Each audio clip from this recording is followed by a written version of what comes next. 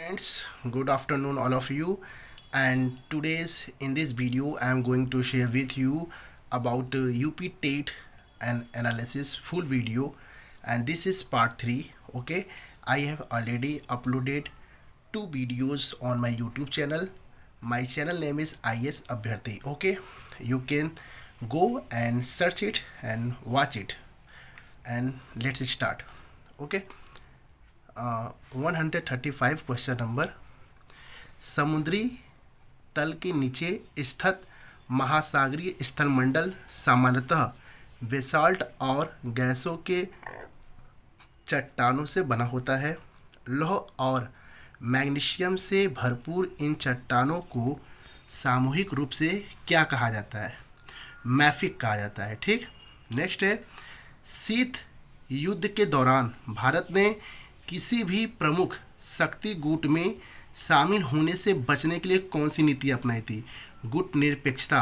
और यह पंडित जवाहरलाल नेहरू के कार्यकाल में सबसे बड़ी उपलब्धि मानी जाती है गुट निरपेक्षता को लेकर। ठीक, जिस दौर में हमारे देश के ऊपर स्थिति बहुत नाजुक थी, तो उस दौर में अगर नेहरू जी ने इस तरह की स्थिति को अपनाया, गुट निरपेक्षता को अपनाया, ठीक, तो ये कहीं ना कहीं तारीफ काबिल है।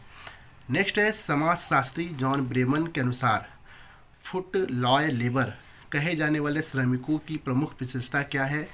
तो ये मुख्य विशेषता यह है कि वे अस्थायी रूप से काम करते हैं और काम के लिए अक्सर पलायन भी करते हैं। ठीक, तो आंसर होगा सी।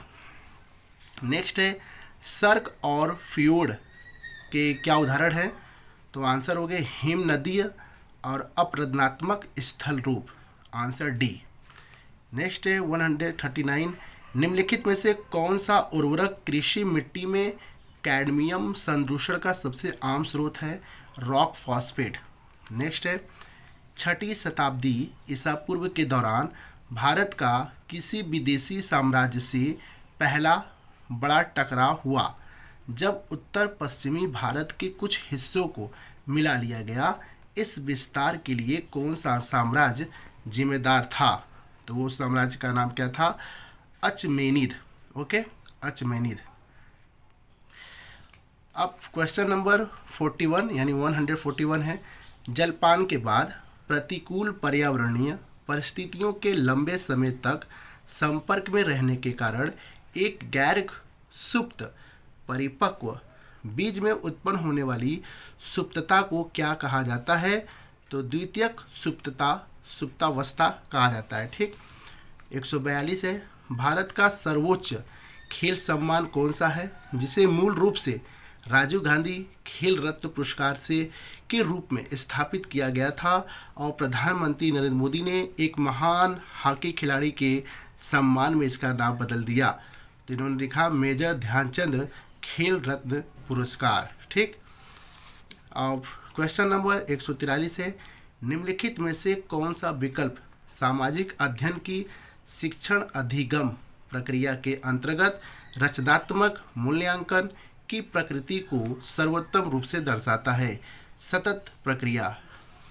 144, सोने का एक नियमित तरीका बनाए रखना, सोने से पहले स्क्रीन से दूर रहना और सोने का एक नियमित शेड्यूल समय सारणी रखना ऐसी आदतें हैं जो मुख्यतः रूप से स्वास्थ्य के किस पहलू में सबसे अधिक सुधार करती है? वो है नींद। और आज के समय में नींद कहीं ना कहीं प्रभावित हो गया है क्योंकि सोशल मीडिया का दौर चल रहा है। ठीक, नेक्स्ट है, ग्रीस में प्राचीन ओलंपिक खेलों के आयोजन का प्राथमिक उद्देश्य क्या था? तो उनका उद्देश्य था कि ज्यूस का सम्मान करने के लिए। ठीक, नेक्स्ट है, भारत एक ऐसी नीति का पालन करता है जिसके तहत वह किसी भी सैन्य गठबंधन या शक्ति गुट में शामिल नहीं होता और अंतर्राष्ट्रीय मामलों में स्वतंत्र निर्णय लेने की क्षमता बनाए रखता है। इस नीति को पारंपरिक रूप से किस नाम से जाना जाता है? मैंने बताया गुट निरपेक्षता। ये जवाहरलाल नेहरू का सबसे बड़ा कदम था कि वो किसी भी दो मुल्क के बीच में ये अपने आप को एकदम न्यूट्रल फॉर्म में रखने का यह निर्णय लिया था, समझे? इसलिए आज जा कर के कहीं ना कहीं भारत की स्थिति थोड़ा सा नॉर्मल है क्योंकि ऐसे सिचुएशन में हम न्यूट्रल रह कर के ही हम एक दूसरे देश के साथ साझा कर सकते हैं। नेक्स्ट है 147 कौन सा जैव विविधता हॉटस्पॉट अद्वितीय उभयचरों पौधों और स्तनधारियों जैसे कि शेर, पूंछ वाले मैकॉक, मालाबार, शिवेट आदि के लिए प्रसिद्ध है? पश्चिमी घाट। ठीक आंसर है पश्चिमी घाट।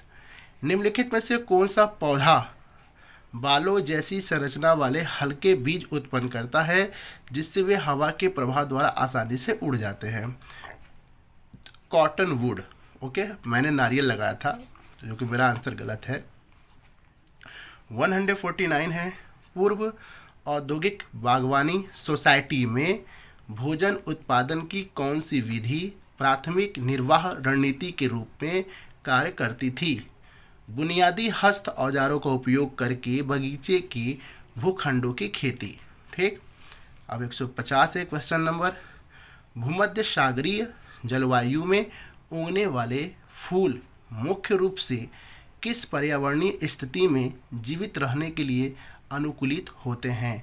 तो आंसर होगा अनावृष्टि। ठीक, तो दोस्तों मुझे उम्मीद है कि आपको यह वीडियो अच्छा लगेगा, क्योंकि मैंने यूपी टेट का एग्ज़ाम दिया था तो मेरा यह कर्तव्य बनता है कि हम अपने व्यूअर्स को और अपने साथियों को, अपने यूट्यूब फैमिली को मैं अपना हर उस पेपर को, हर उस एक्टिविटीज़ को दिखाऊं जिससे वो भी कहीं ना कहीं मुझसे रूबरू रहे। ओके, उम्मीद करते हैं आप भी दिए होंगे और आपका भी अच्छा गया होगा। ठीक है, वैसे मेरा 81 क्वेश्चन सही है, अब देखते हैं क्या होता है। ठीक, थैंक यू सो मच, आप बने रहिएगा और आप इस वीडियो को लाइक करें, शेयर करें और सब्सक्राइब करें। जय हिंद।